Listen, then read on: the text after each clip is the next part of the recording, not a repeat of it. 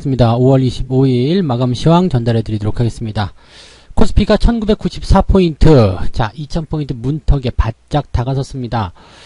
지난번에 살짝 올라갔었던 부분보다도 지금이 더 강한 느낌이 좀 나죠. 일단은 밑에서 받아주는 힘이 셌고요. 그 다음에 양봉 마감이 되면서 좀 변화가 좀 있었던 시장을 상승으로 이끌어내는 주요한 역할을 좀 했다 보시면 될 것 같습니다. 오늘 지수 상승에 가장 큰 공을 세운 이 매수 주체는 바로 연기금입니다. 연기금은 아침까지만 하더라도 별 볼 일 없었는데요. 네, 오후 들어서면서 매수가 강하게 들어왔고 시장을 받아주는 그런 모습이 좀 나타났죠. 특히 연기금 같은 경우는 지수 방향에는 큰 관심이 없기 때문에 시장 전체적인 부분에서의 방어가 이루어지고 있다. 이렇게 받아들이셔도 될 것 같습니다. 그래서 그러한 내용들을 좀 참고로 말씀을 좀 드릴 거고요. 하지만 이제 한 가지 불안한 요소들은 있죠. 외국인들이 다시 매도세를 지속하고 있다. 외국인들의 매도가 지속되면은 또 시장이 올라가는데 제한적인 상황이 나타날 수밖에 없거든요. 그래서 외국인들은 시장의 방향성을 어떻게 보고 있는지, 그리고 매매 동향은 어떻게 만들어졌는지를 알아보도록 하겠습니다. 자, 일단 차트를 먼저 확인을 해 보도록 하겠습니다. 종합주가지수 상황을 보시면은요, 뭐 오늘 거의 고점 마감했다고 볼 수가 있겠죠. 장중 고점이라고 보시면 될 것 같은데, 출발은 이제 상승으로 기분 좋게 잘 했어요.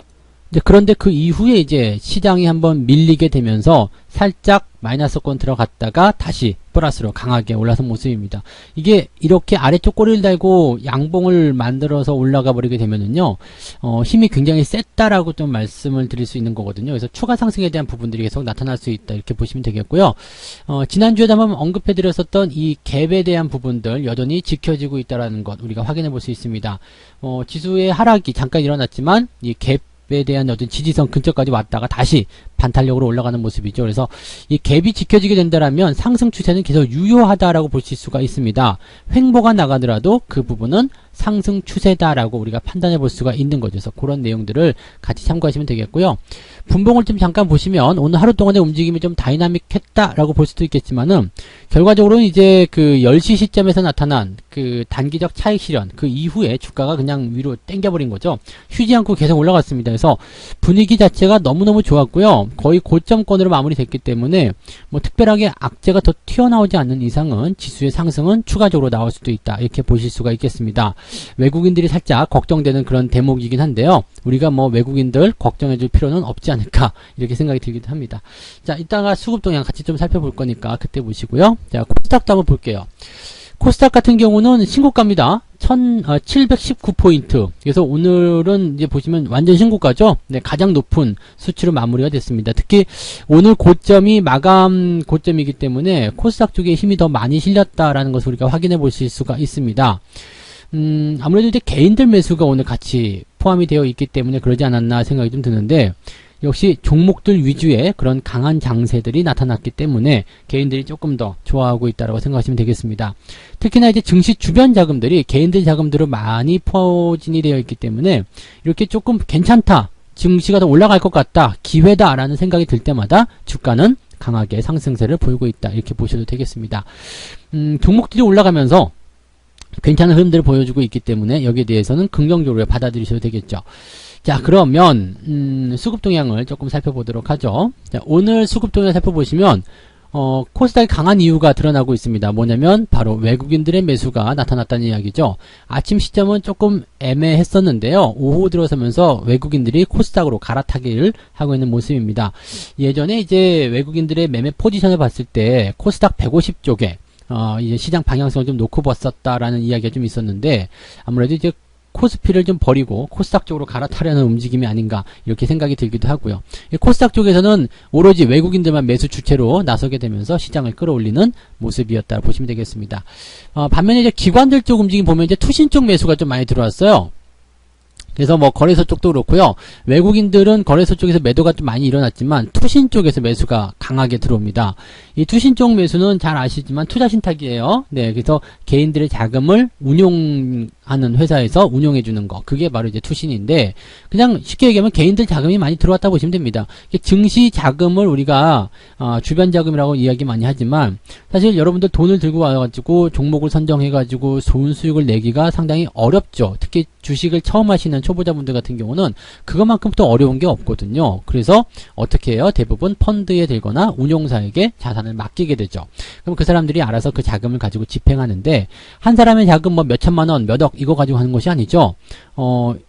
많은 사람들을 이제 집합자금으로 모아가지고 그 자금을 집행하기 때문에 규모 자체가 굉장히 큽니다. 그래서 개인들의 어떤 투자 심리가 많이 흔들린다거나 이렇게 됐을 경우에는 뭐 환매라든지 이런 부분들을 통해서 투신 쪽 매도가 많이 나타나지만, 지금 같은 경우처럼 증시가 계속 상승할 때는 기대감들이 많이 발생되잖아요. 그래서 개인들의 자금들이 많이 들어오게 됩니다. 그래서 이렇게 투신 쪽 자금이 많이 들어왔다라는 부분을 생각하게 되면 개인들이 그래도 긍정적으로 시장을 많이 보고 있구나, 이제 주식을 투자해볼 만하구나 라고 생각하고 있다 생각하셔도 되겠습니다. 그래서 실질적으로 이제 개인들 자금도 같이 움직이는 모습이 확인이 됐죠.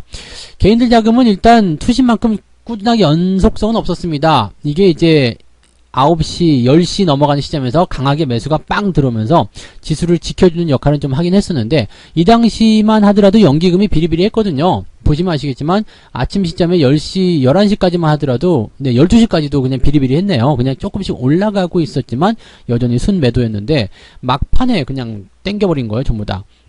그래서 연기금액에 어떤 변화가 있었는지는 모르겠습니다만 아마도 이제 증시가 더 빠지는 것을 보고 있으면 안 돼! 라는 생각이 들지 않았을까, 이렇게 판단이 들기도 합니다. 그래서 오늘 뭐 금융투자 쪽은 특별한 움직임 없었죠. 아침에 차익 실현 좀 들어갔다가 막판에 살짝 다시 매수로 들어갔기 때문에 그냥 큰 변화는 없었다라고 보시면 되겠고요.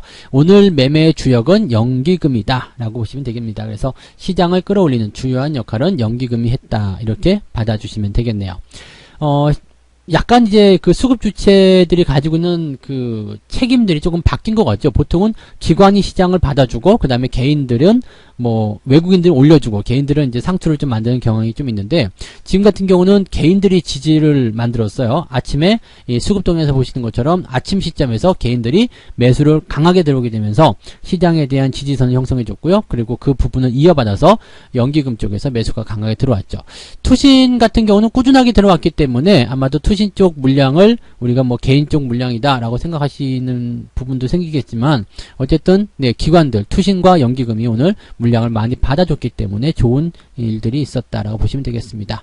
뭐 그 정도인 것 같아요. 수급 동향들은 일단 지지가 되고 있다는 어떤 기대감, 이런 것들을 통해서 진행이 좀 된 건데, 문제는 이제 외국인들이죠. 외국인들이 이제 연속적으로 매도를 하고 있다는 것이 이제 조금 부담스러운 내용이거든요.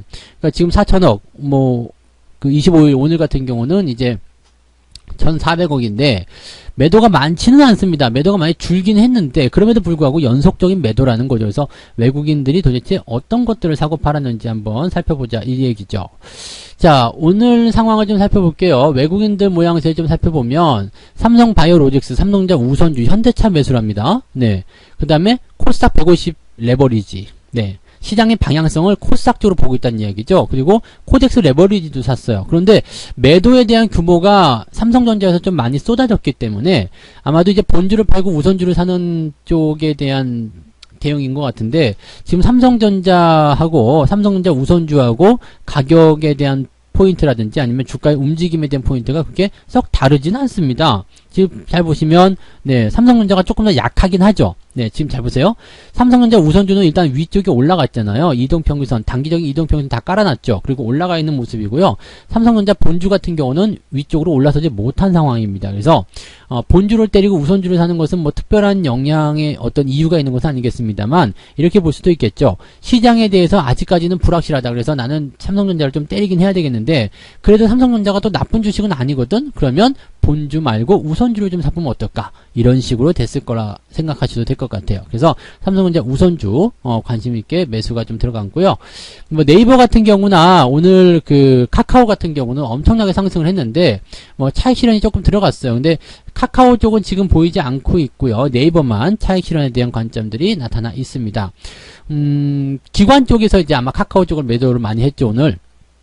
근데 오늘 8%대 상승하게 되면서 무지막지하게 올라갑니다. 뭐 수익률 같은 측면도 제가 오전에는 이제 계좌를 직접 보여드리기도 했습니다만, 지금 수익률이 116%예요. 그러니까 2배, 더블 나고도 16%가 더 올라간 거죠. 상당히 많은 수익이 발생 중에 있는 상황인데, 많이 올랐기 때문에 이것은 차익 실현이다라고 좀 보실 수는 있을 것 같아요. 그래서 그런 내용으로 봐주시면 될 것 같고요. 종목이 나빠서라기보다도 너무 올라서 수익을 좀 챙겨야 되겠다, 이 생각이 되었을 것이다. 기관의 전체적인 통계를 보게 되면 레버리지 쪽에, 그 다음에 코스닥 150 레버리지, 코덱스 레버리지 쪽에 이제 집중이 된 모습이 좀 있는데, 아마도 금융투자 쪽이겠죠? 네. 금융투자가, 시장을 딱 보아하니까, 더 올라갈 것 같았거든? 그래서, 이제 레버리지 쪽에 투자를 좀 했지 않았나 생각이 듭니다. 연기금 같은 경우 보시면 아시겠지만, 이제 시장의 방향성에는 큰 차이가 없어요. 네. 큰 차이가 없고, 코스닥 150 쪽을 매도한 것은 좀 있습니다만, 뭐, 크게, 이런 금액이나 규모 면에서, 나타난 부분은 아니라고 보시면 되겠죠. 투신 쪽 한번 볼게요. 투신 쪽도 마찬가지입니다. 시장의 방향성보다는, 여기 인버스 매도를 했기 때문에 아마 투신은 상승 쪽으로 베팅을 많이 했으리라 생각하고요. 약간 뭐라 그럴까요? 성장하는 종목들, 네, 그런 쪽으로 좀 많이 담지 않았나라고 생각이 좀 들고 있습니다. 그래서 투신과 연기금이 종목들, 대형 종목들에 대한 지지선을 좀 많이 만들어줬다, 이렇게 보시면 되겠고요.